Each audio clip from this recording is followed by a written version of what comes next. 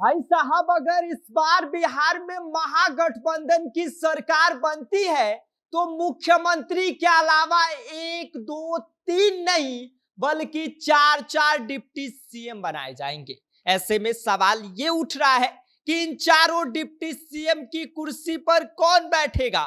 इस बारे में आके हम आपको सब कुछ विस्तार से बताएंगे, लेकिन उससे पहले नमस्कार, मेरा नाम विष्णु है और आप देख रहे हैं जनता जंक्शन।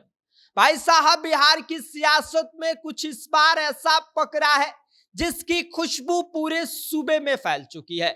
महागठबंधन की तरफ से जो खबर निकलकर सामने आ रही है उसने राजनीतिक गलियारों में हलचल मचा दिया है। जी हाँ, अगर इस बार बिहार में महागठबंधन की सरकार बनती है तो एक दो नहीं बल्कि चार चार डिप्टी सीएम बनाए जाएंगे। मतलब सत्ता का पूरा फुल पैकेज तैयार है ताकि हर समाज, हर तबका खुश रहे और जो महागठबंधन का वोट बैंक है उस पे ठंडा न पड़े।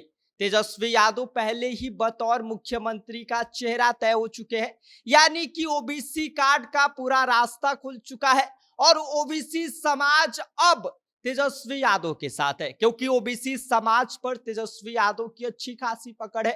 अब बात आती है बाकी चेहरों की, तो खबर यह है कि महागठबंधन ने तय कर लिया है कि ईबीसी से वीआईपी सुप्रीमो मुकेश सहनी को डिप्टी सीएम की कुर्सी मिलेगी।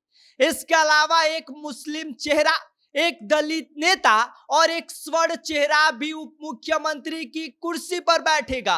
अब भाई चार चार डिप्टी सीएम का मतलब यही है कि हर जाति का प्रतिनिधित्व और हर वोट बैंक तक अपनी पहुंच को बनाना, यही है महागठबंधन का प्लान। और महागठबंधन ने इस बार यह तय कर लिया है कि भाई अब जितने भी महागठबंधन में जातियां हैं और जिसके वोट बैंक है उस अकॉर्डिंग डिप्टी सीएम की कुर्सी को बांटा जाएगा।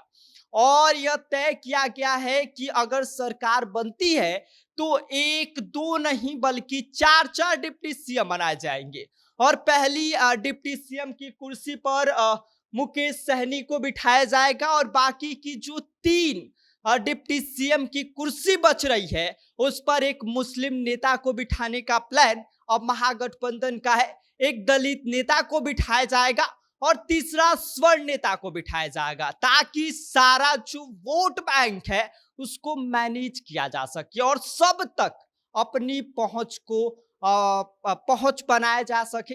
साथ ही आपको बता दें कि महागठबंधन का यह जो पूरा प्लान है वो तैयार है, बस ये लोग टाइम का इंतजार कर रहे हैं ताकि इस प्लान को लागू किया जा सके। तो वही बात करें तो एनडीए की, तो एनडीए सरकार में इस वक्त दो डिप्टी सीएम है, एक सम्राट चौधरी हैं और दूसरा विजय कुमार सिन्हा है और दोनों ही भाजपा से आते हैं। फिलहाल सत्ता की रेस में ये लोग आगे दिख रहे हैं, लेकिन अगर महागठबंधन की लहर चली तो सत्ता का समीकरण एकदम से बदल सकता है। दरअसल महागठबंधन की रणनीति बिल्कुल स्पष्ट है कि हर समुदाय को सत्ता में हिस्सा देकर समान भागीदारी का संदेश देना। एक तरफ ओबीसी से तेजस्वी यादव, दूसरी ओर ईबीसी से मुकेश सहनी, फिर दलित मुस्लिम चेहरों की एंट्री और अब स्वर्ण प्रतिनिधित्व भी पक्का महागठबंधन की तरफ से कर दिया गया है। यानी कि बिहार की राजनीति में इस बार ऐसा पॉलिटिकल कॉम्बो देखने को मिल सकता है जहां हर तबके का किंग एक ही मंच पर होगा। और साथ ही आपको बता दें कि अब सबसे बड़ा सवाल ये उठ रहा है कि चार डिप्टी सीएम वाला यह महागठबंधन का फॉर्मूला बिहार के वोटरों को भाएगा या नहीं, या फिर प्लान महागठबंधन के लिए यह काल बन जाएगा, उल्टा पड़ जाएगा। यह तो अब जो बिहार की जनता है वो बताएगी, क्योंकि राजनीति में कभी कभी ज्यादा शेयरिंग का मतलब कम लीडरशिप भी हो जाता है। फिलहाल माहौल गर्म है, बयानबाजी तेज है और पोस्टर वार जारी है। ऐसे में महागठबंधन की मीटिंग्स में भी इस फॉर्मूले पर गहन मंथन चल रहा है और अगर प्लान सब कुछ उनके मन मुताबिक चला तो चुनाव परिणाम के बाद बिहार की सत्ता में एक दो नहीं बल्कि चार चार डिप्टी सीएम का ऐतिहासिक दृश्य आपको देखने को मिलेगा।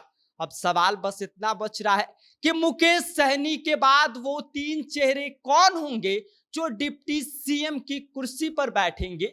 जनता बस इस बात का इंतजार कर रही है और सियासत की गलियारों में अब बस एक ही चर्चा है कि भाई अब बिहार 1-2 नहीं बल्कि 4 डिप्टी सीएम वाला राज्य बनेगा। बाकी इस पूरी खबर पर आपका क्या कहना है, आप क्या सोचते हैं, आप हमें कमेंट कर सकते हैं। आप देख रहे हैं जनता जंक्शन, मेरा नाम विष्णु है।